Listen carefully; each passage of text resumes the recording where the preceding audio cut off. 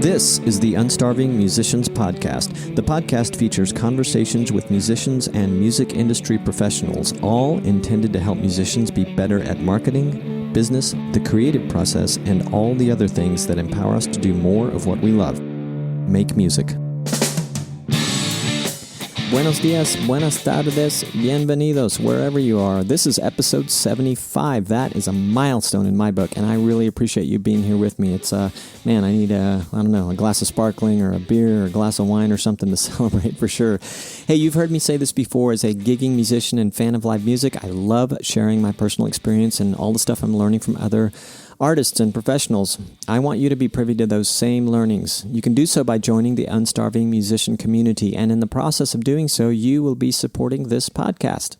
Just go to unstarvingmusician.com to join.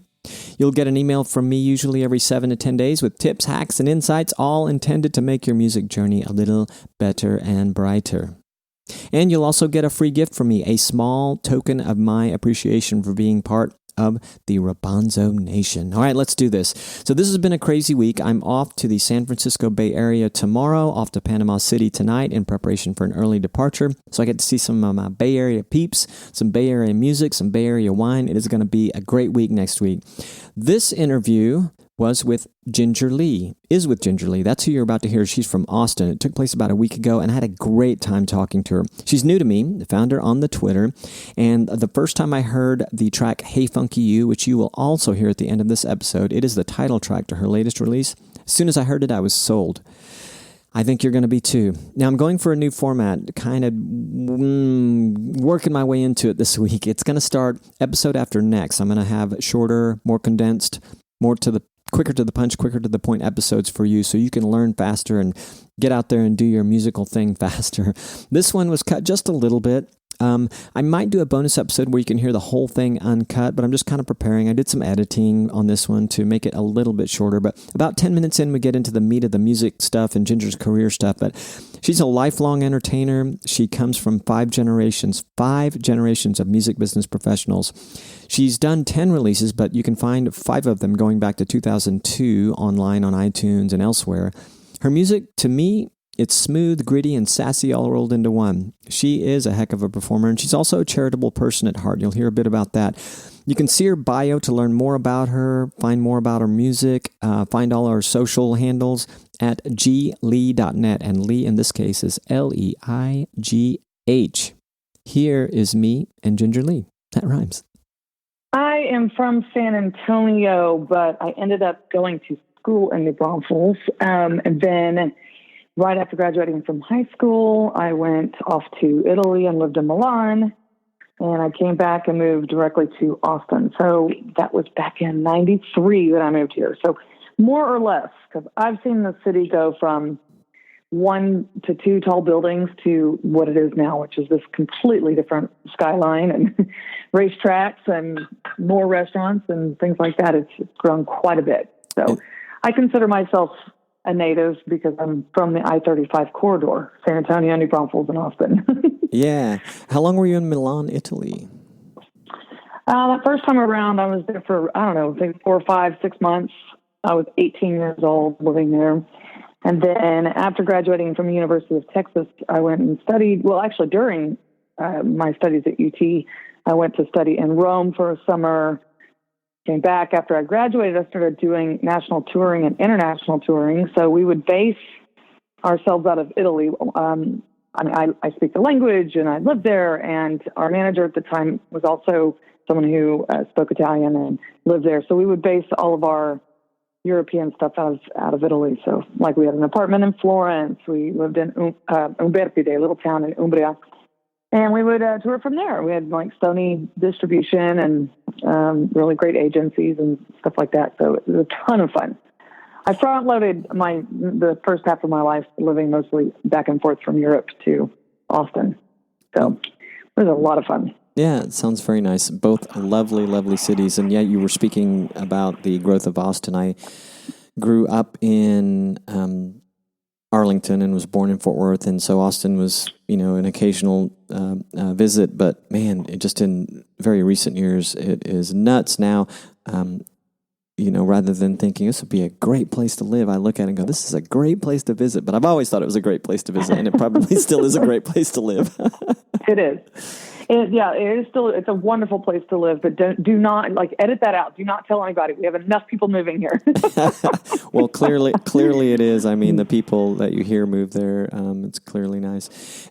So I read that you grew up or you are part of a family that has 5 generations of professional musicians. Can you talk a little bit about growing up in, I guess, San Antonio and up into high school and how music kind of got into your life?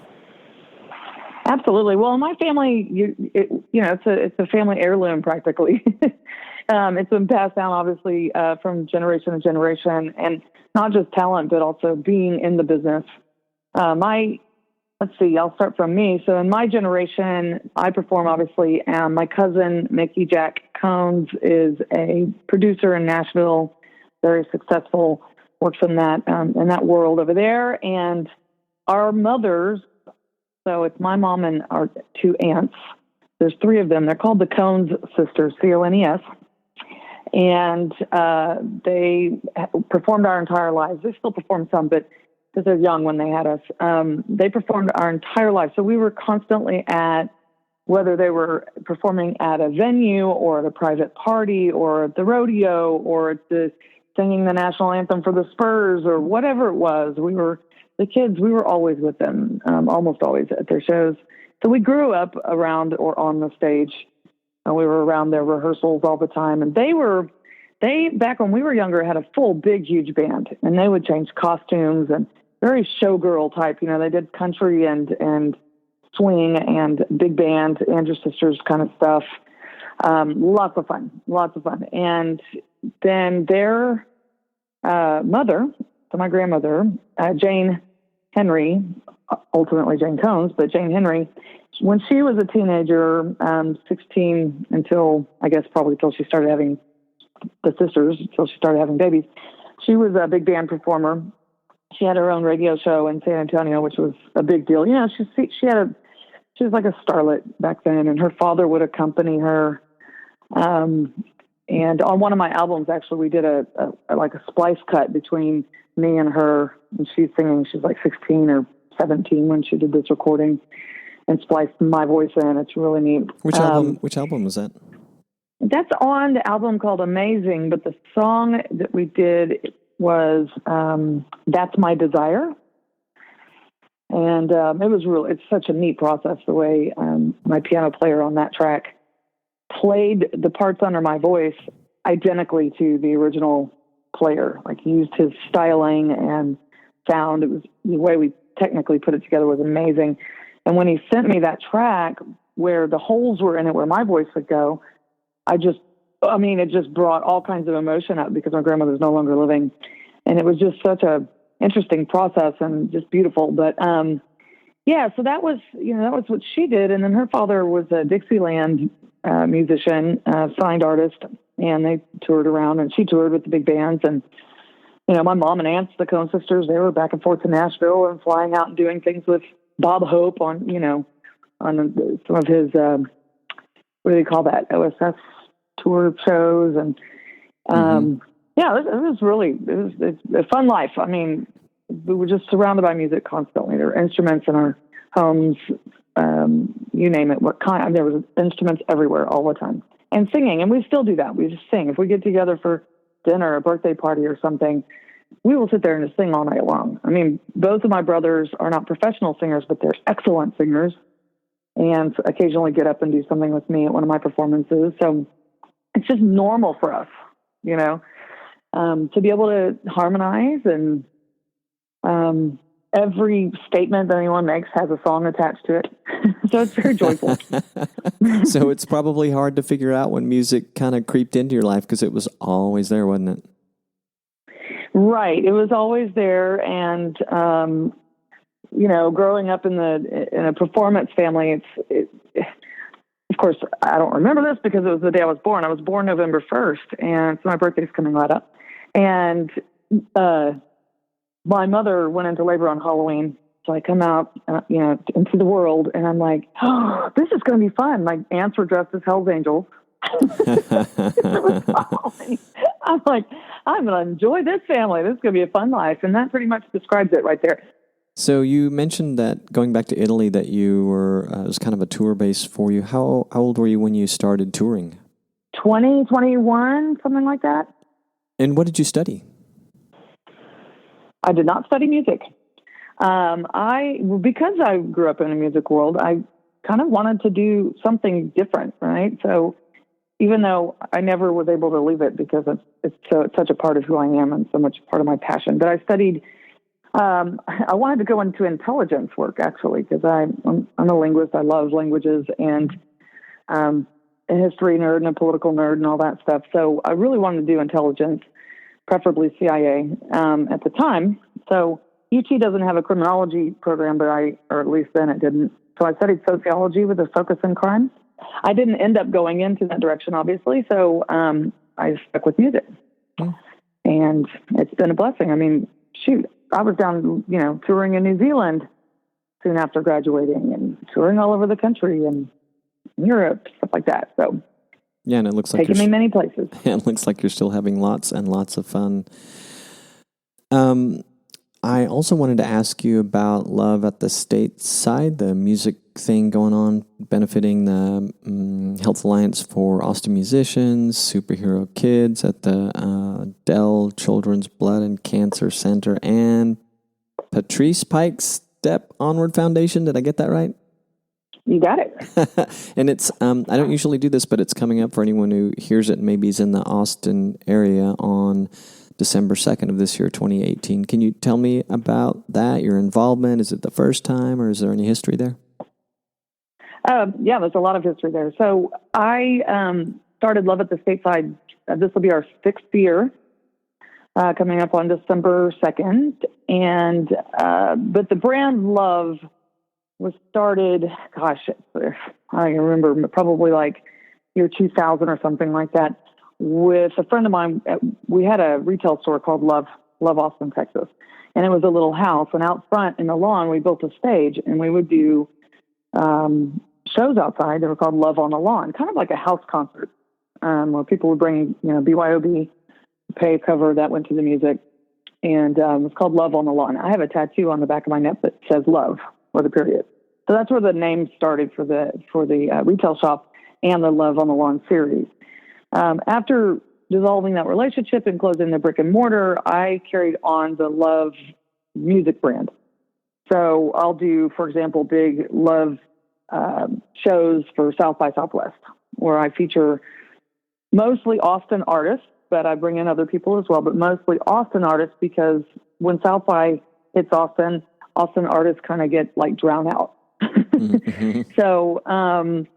So I'll do that. But then I started Love at the Stateside 6 years ago because I wanted to raise money for charities. And we started with only supporting Superhero Kids, which is an organization at the Dell Children's Blood and Cancer Center. They support children there, families that are going through that process. They'll do fun things for the kids, like a prom, things like that help out, give the children some sense of joy and normalcy.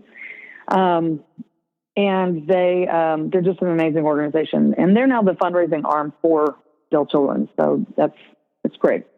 Then what has occurred is that I'm now partnered with an organization called Concerts for Austin Charities, C4AC, and they support Superhero Kids, the Health Alliance for Austin Musicians, and Step Onward Foundation. So our Love at the Stateside will raise money for all 3 organizations this year.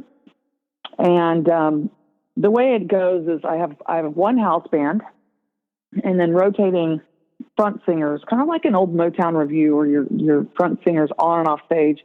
We get on stage and sing with each other, sing backing parts. And it's this beautiful flow. We throw in, obviously, holiday music in the mix as well. And that partnership with C4AC will move forward into February, where we're doing an event at the big ACL Moody Theater, which is wonderful, supporting those 3 charities again. And I'm not at the moment able to announce publicly who the big name artist is on the show.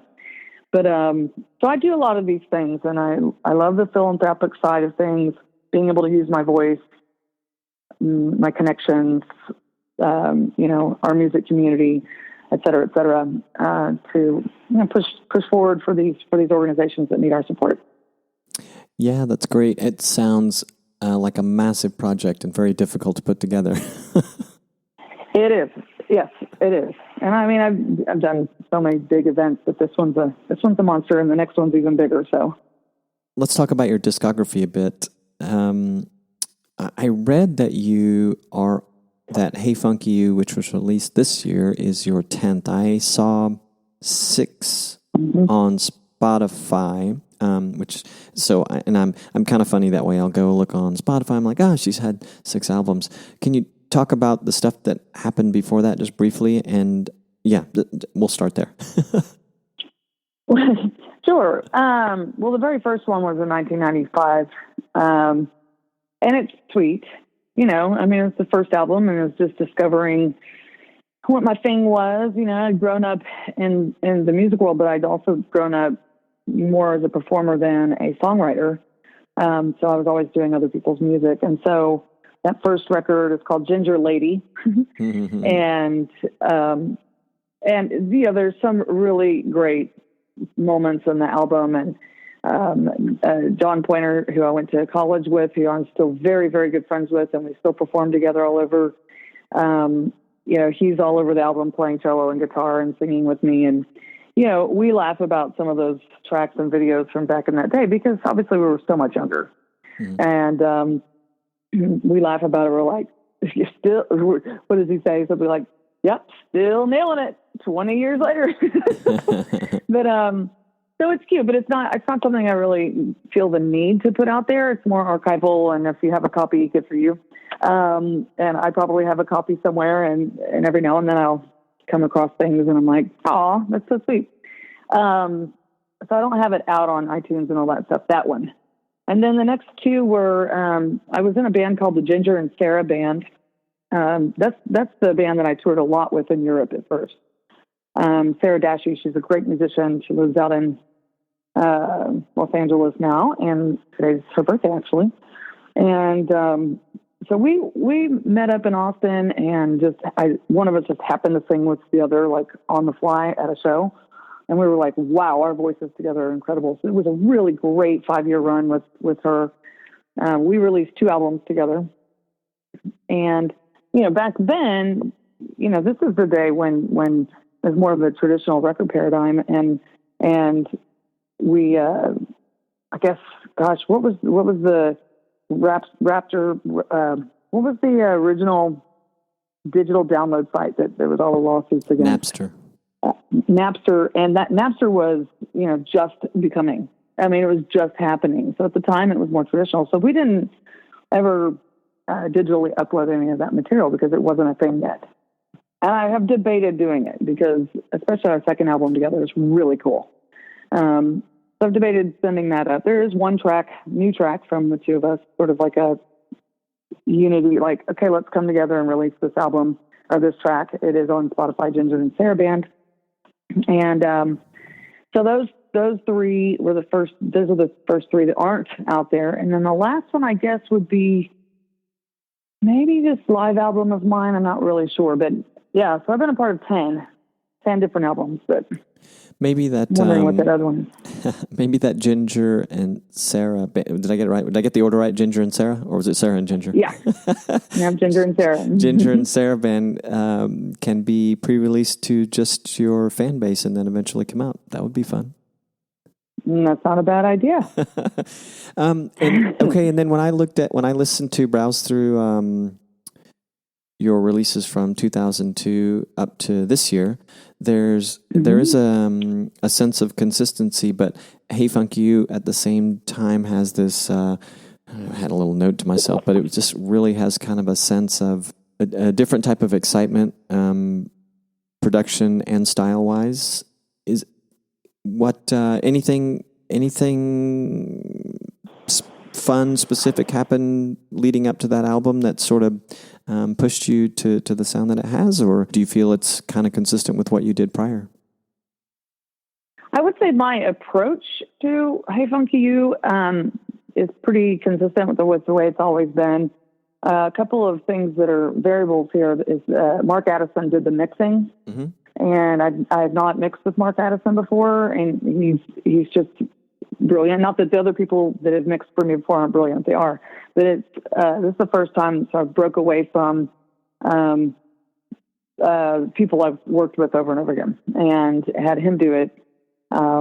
Just sort of dropped it in his lap, and I was like, "You go," without me there, right? Which is not like me. Usually, I'm more hands-on with mixing and editing. So that is definitely a big change, the way he heard the music and how he put it out. And I was definitely pushing for him to make it more modern and make it more, give it a lot more energy and things like that. So I think he did an amazing job. The second piece is normally I record like 99% of what I record is stuff I wrote.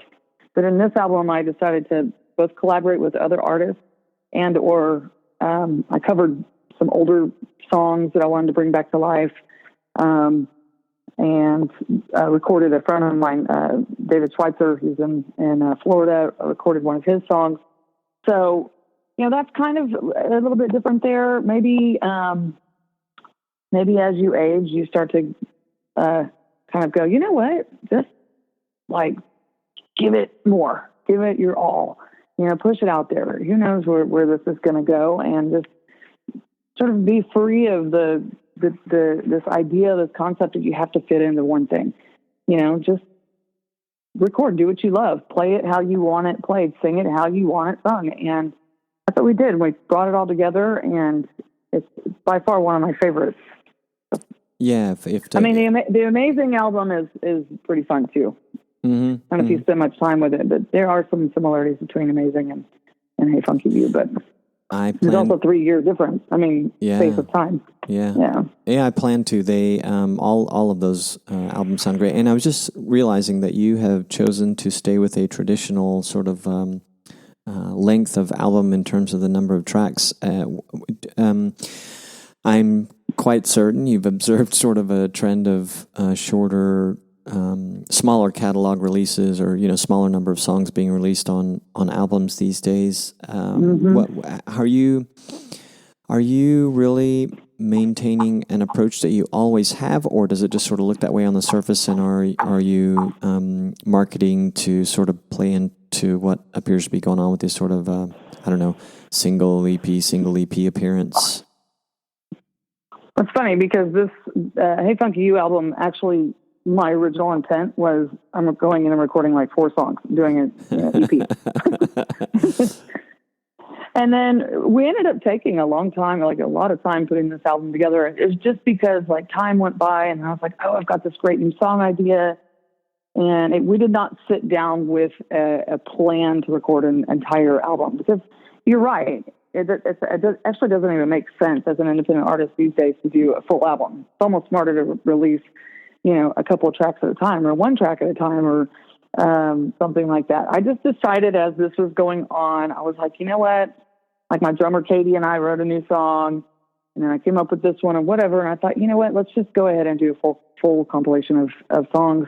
It's possibly the last full length album that I'll do. So I kind of was like, I'm going to do that. And then from here forward, I'm already working on some new material, and I'm thinking, I probably will just do singles or, 4-song EPs, that kind of thing from here forward, because that's the way the industry is, Yeah. Wow. I think releasing an 11, how many tracks on her 11 song album was kind of my, almost like my big finger to the industry. Okay, here, there's one more, and because people do like full albums, but from here forward, I'm going to scale back. Plus, it's, financially a lot more difficult to recoup if you do a full album. That's why we have, GoFundMe and Pledge Music and things like that. Yeah. So, I count 12 songs, by the way. Oh, there are 12 on there. Okay. Well, I love that you know my album better than I do. I love that you did it again. Released kind of a full length number of tunes, and but certainly, yeah. I've talked, obviously talking to people, or I am talking to people weekly, and often this topic comes up, and I think everyone's still kind of figuring it out. Everyone's curious, and even people that have been doing it for a little while, like yourself, are still like kind of waiting to see what works next year. So, Right. yeah. Yeah. I mean, it's pretty clear that it's, the direction is clearly heading toward, like, do not release a full length album unless you're Beyonce.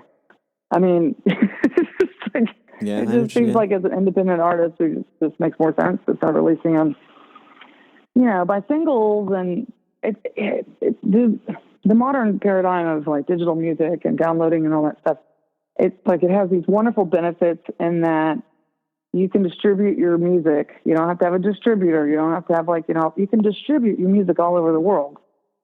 But the problem is there really aren't any filters. And so Joe Schmo can take their MacBook and record a song on GarageBand and also distribute it. And so it's much harder to cut through, and be noticed because the pool is larger. Yeah. I've observed this for, I guess, since digital music did what it did to the space. It seems to me that it's largely about, fan and audience building, and strengthening your brand these days, unless you're Beyonce, as you say, or Taylor Swift, or but they've done the same, right? They've done the same. They somehow got catapulted over the top. How your presence online looks really great in terms of the amount of activity that's there, the places people can find you, find out about you. Over the years that you've been in dealing with that aspect of the business, how have you come to manage it to the level that you are today? And are you happy with it? Are you surprised that I'm saying this, or are you happy with it? And yeah, how is it? I guess, how have you transformed it from how it started out to where you're at today? Well, my musician friends and I always laugh about, I'm sure you've heard this from other musicians, that we spend more time with our computers than we do with our instruments because of what you just said. Yeah. It's like, I really want to put my MacBook down and go lift up, pick up my Martin guitar or whatever. And, so yeah, we do, it's a whole other job, so, and some musicians hire people to manage all of that. I kind of like marketing. I mean, I do like marketing, and I've marketed lots of businesses and created lots of brands. So, to me, it's fun, but it's time consuming and tedious, and you have to constantly figure out the new trick. Facebook's always putting out these new rules and new algorithms and new regulations and things that frustrate us because they just want you to spend money, as opposed to, like, for example, on one of my profiles on Facebook, not my band, but my profile on Facebook, it's 5,000 people and I can't add more. So I have another profile. And, and when you have an event, they won't let you invite more than 500 people. And I'm like, if it's an Austin event, I have thousands of Austin people, but I can't invite them. They want you to boost the post so that they make money. Mm-hmm. So there are all these tricks and all these things you always have to figure out. Now Instagram is the rage, and I love Instagram because it's less cluttered. And you just have to figure out ways to constantly get people engaged with your content. And that takes you to the next step. You have to constantly put unique and relevant content in all of your feeds. Yeah. And it can't always be about you, Yep. And so there's just a lot to learn. It's almost like all musicians have to go get a marketing degree.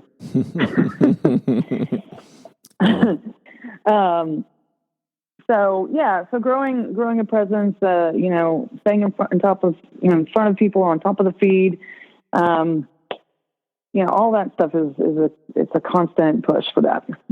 What are your favorite, now given that you're doing, it sounds like you're just doing it all yourself, which is very common. What are your favorite tools that you use for making your life a little bit easier on that front? Are there? Are there any? Is that what you're asking me?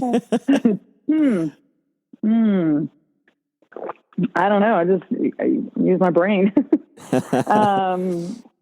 Well, obviously, when you link all of your profiles, if you post to Instagram and it hits your Facebook and your Twitter at the same time, everyone does that if you're trying to if all three of those realms are something, places where you're going to promote the same content, that helps. I mean, I have the benefit of, I do Photoshop all day long. I don't think I've ever closed Photoshop on my computer.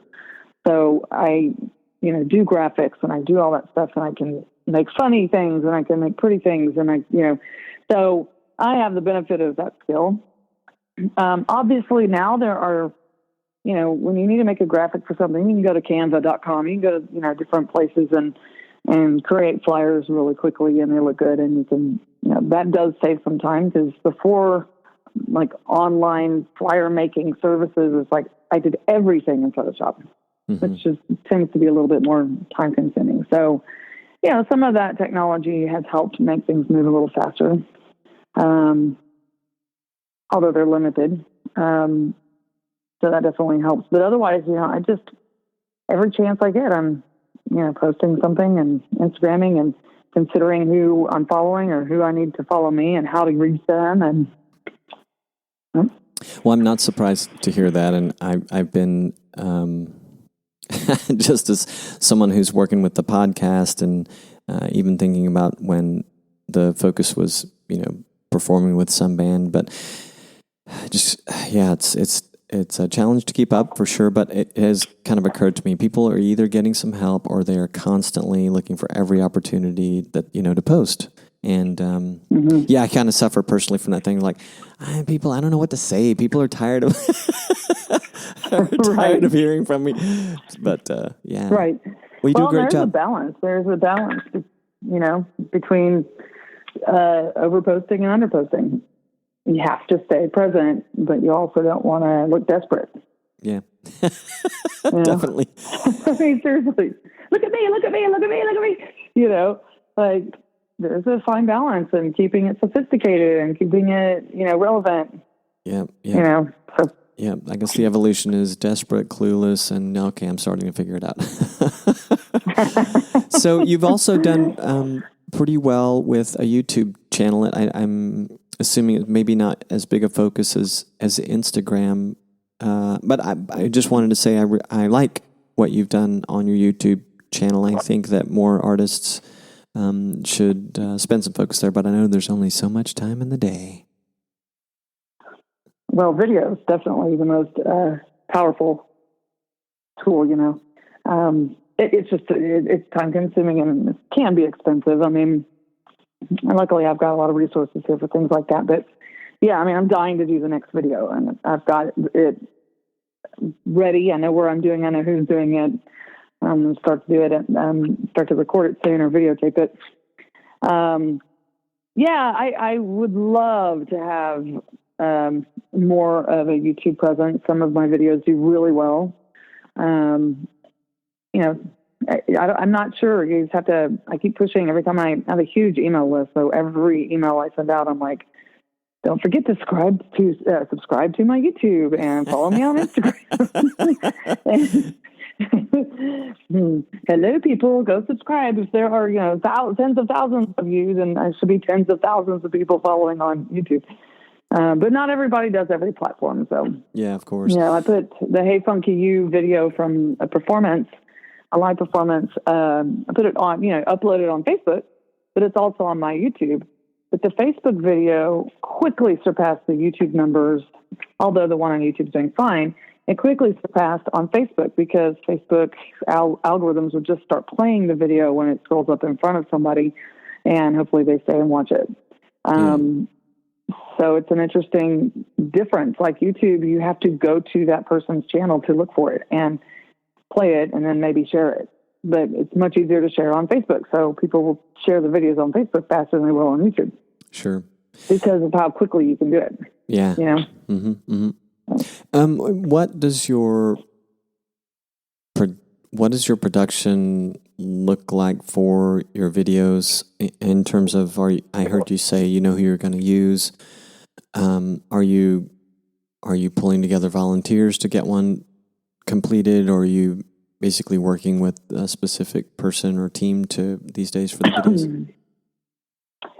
Well, the video I was just referring to, the Hey Funky You video, and it's not an actual music video with acting and things like that. It's a live performance. There are people there. It's absolute blast. And Tico Mendoza shot it and edited it, and he did an amazing job. He set up the lighting. You know, he really knows what he's doing. So I will bring him in. This one that I'm about to do is for the big epic ballad, Why Are You? And I recently performed in a small town here in Texas in this like the top level of this old brick building in like a main street area that has like nothing going on. So super, super cool space, and it's an art gallery. So there are all these amazing pieces in there, and there's crazy eclectic furniture everywhere, and it's just a neat spot. So the person who brought me in to do that performance and I were talking the other day, and I said, I want to use that space for this video.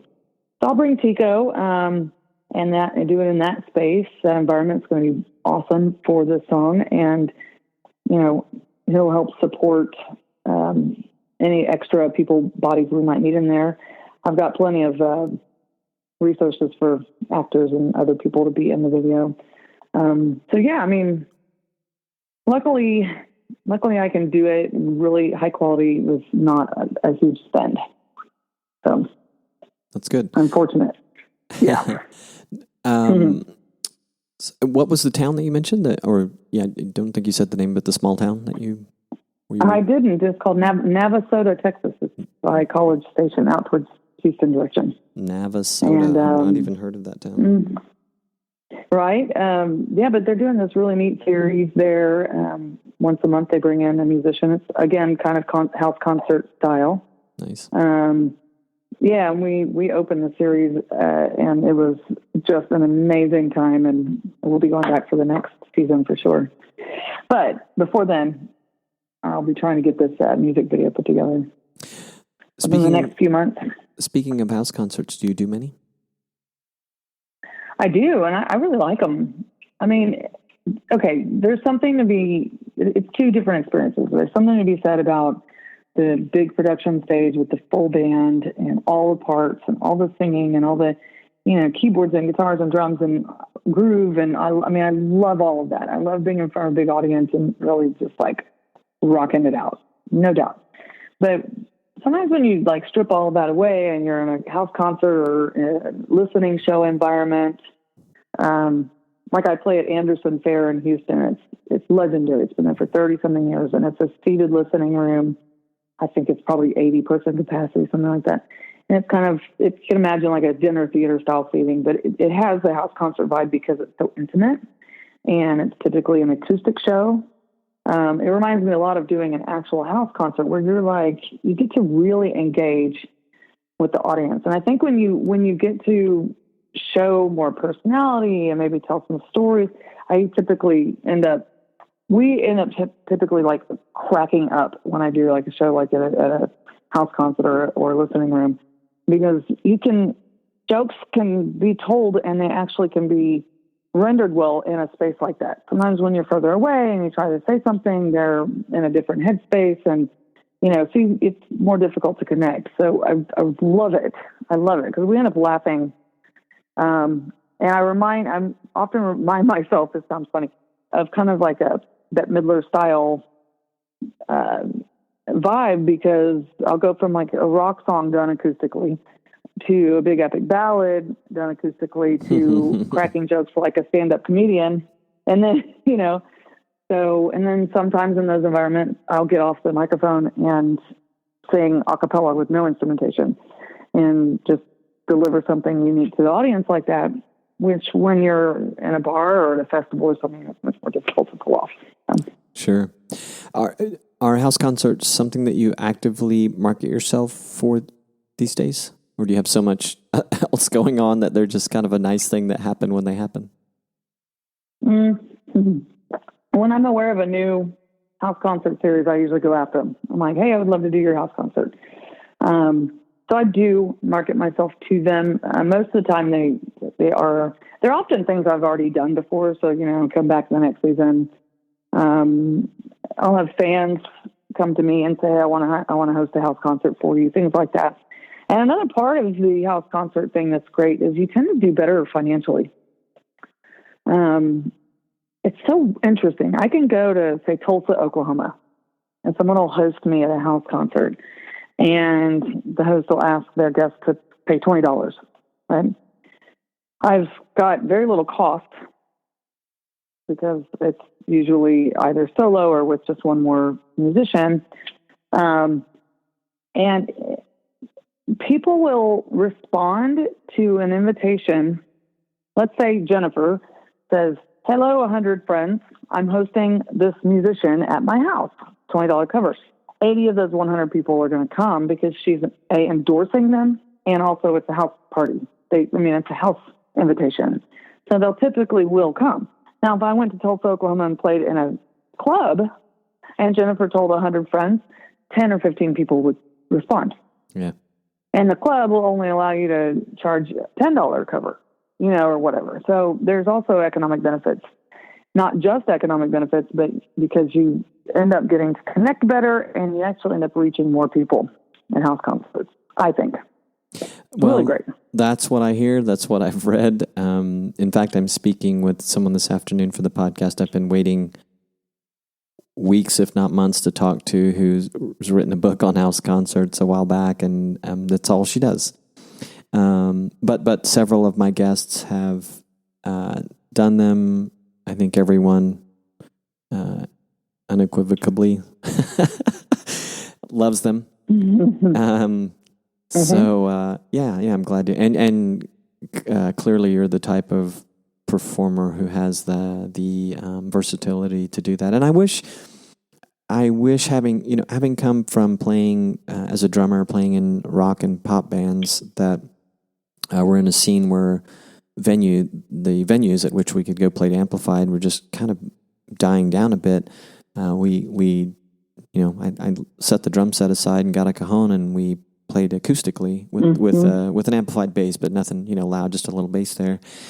And I wish that more people that were out there trying to make it in rock bands were doing the same, because I think they're missing out. And I guess I just need to tell them all, you need to do this. You need to look into it, because it is a lovely experience. Yeah. Well, I can understand the difference between doing your music acoustic versions of it versus doing the full band. I mean, I have 7 people on stage with me sometimes, and that's when we can play the songs more like they were recorded, right? And so obviously when you strip it down, it totally sounds different. Every now and then I'll play "Hey Funky You" as a jazz ballad just for fun, if it's an acoustic setting. I bet that's great. But it's completely different than what the song actually sounds like. So you have to be okay with potentially a new audience hearing your music differently than what it, for example, I can play an acoustic show. I am a female. I have a guitar. I am playing an acoustic show. People who don't know my recorded music or my normal music, they might walk away thinking, "Oh, have you seen Ginger Leigh? She's this folk singer." Yeah. And I'm like, well, that wasn't folk, but I see where you're coming from because it's a chicken with a guitar. Sure. And I wouldn't describe my music as folk. But so I can see where the messaging might get skewed, but I think that musicians have to accept that and say, hey, diversifying your sound for the benefit of being in front of audiences in these intimate and often more economically rewarding settings is worth it. Yeah, and what an incredible way to connect with fans, to really connect with them. I wonder too if a lot of artists. I mean, for some artists, the idea of doing it may seem just like the near the feeling of standing in a room naked. Not necessarily, but you are kind of naked versus being on a stage with 7 people or 5 people or four other people or whatever, and then suddenly everything. Maybe there's 3 of you, or maybe it's just you, and there's not a lot hiding any flaws that happen. And I'm sure that for some people that's right. Kind of weird, but it's just such a beautiful thing to strip it down from time to time. I have to ask you before we run out of time about the Saxon Pub. It seems to have a special place in your heart, and you've even done a live album there. Can you talk a little about it? Yes, absolutely. So the Saxon Pub it's one of our oldest venues here in Austin. It has survived all the growth around it. We almost lost it because of real estate. But people believe in it, and it's a great spot. It holds a lot of memories for, a couple of decades worth of live music here in town. I think it's also become even more special to many of us that are established here because the city has changed so much, and so we have lost so many live music venues, unfortunately. And so Saxon is one of the last ones remaining, along with, Continental Club and the newly rebuilt Antones, and there are a few others, of course. But so Saxon is special like that. There's something really great about that room. It's it's a pub, so it's got the wood walls, which has all this yummy warmth and with regard to aesthetics as well as sound. And Richard, the guy that's been running sound there probably for a couple of decades, we all know him well. He knows us well. People just really enjoy it, and it's a very special place. Gosh, I remember 20 years ago or so with Sarah, I remember, or a little less than 20, but I remember our first opportunity to play there, and we were so excited. It was such a big deal. And we were performing right after a really well-known songwriter and performer here who's no longer living. His name is Stephen Bruton. He wrote a lot of songs that people are familiar with. And I said to him before he started, I said, Stephen, I love that song, Getting Over You, which is a song that was recorded by Willie Nelson and Bonnie Raitt. And he goes, well, why don't you get up and sing it with me? And I'm like 20, and I'm like, oh my God. So I got up to sing it with him, and I was feeding him the lyrics because he hadn't done it in, I guess, a while.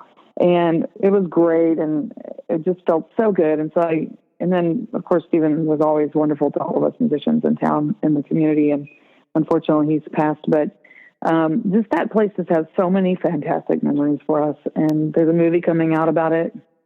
Nice. It's going to be really great. So, yeah, I play there often, and I play somewhat across the street is another venue called 1-to-1 Bar. The original location was downtown. They moved to this area by the Saxon Pub a few years back, and it's also a great room. So I kind of go between those two venues, and they have very different vibes, and my set list is always different depending upon which room it is. So, well, it's a special place. Yeah, that is great. I hear much of the same from other artists, that there's always excitement to play there, especially if it's the first time. And I've gathered it has some history. I don't know if I've ever been there. It's possible that I have over the years and just didn't. It would have been so long ago that I can't even remember. But can't even remember, yeah. Yeah. But hopefully on my next visit, I'll be able to go see some music there, and hopefully on my next visit, I will be able to meet you in person, maybe for coffee or whatever floats our boats. I hope so. Well, thank you for spending time with me. I really appreciate it. It looks like everyone can find you just about everywhere at Ginger Leigh Band on the socials, and what you have to tell people is Ginger, Leigh. Thank you. Because Leigh. People go look for Ginger, Lee, and they find my escort service in that. Ginger, Leigh is the music. So Ginger Leigh Band, yes, all over the internet, the worldwide internet. Yes, and that'll all be in the show notes. Thank you so much. It's been a pleasure, and I will be talking to you soon. I look forward to it. Thank you, and thank you, everyone, for listening. Enjoy your day. You too. Bye-bye. Hey, funky, hey, funky, hey, funky, you. Come on, baby, let me show you what I do. Yeah, hey, funky, hey, funky, you. Come on, baby, let me show you what I do.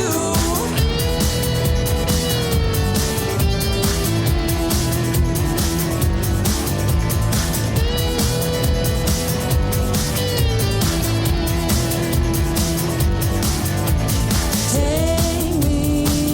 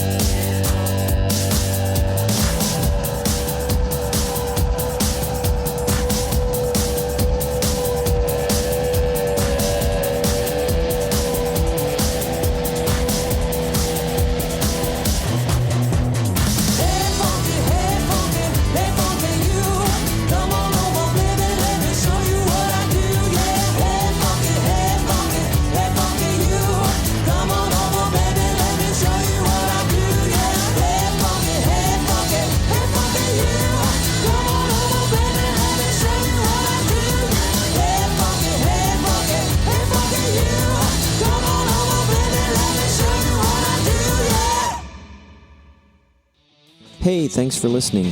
Question for you. Are you struggling to move your music journey forward? I can help, if not personally, then by referring you to the next best available resources. Schedule a free 15-minute call with me to find out if I can indeed help you. It's easy. Just visit unstarvingmusician.com/coaching to schedule your call today. Look for links to just about everything covered in this episode in the show notes at unstarvingmusician.com/podcast. This episode was powered by the Unstarving Musician's Guide to Getting Paid Gigs, how to get booked and paid what you're worth over and over again. It's available on paperback, Kindle, and ebooks just about everywhere you can find them. It's also available as a standalone podcast called the Unstarving Musician's Guide podcast. You can learn more about the book and companion podcast at unstarvingmusician.com/book. I'd love it if you picked up a copy and would love it even more if you left a review. With much gratitude, peace, love, and more cowbell.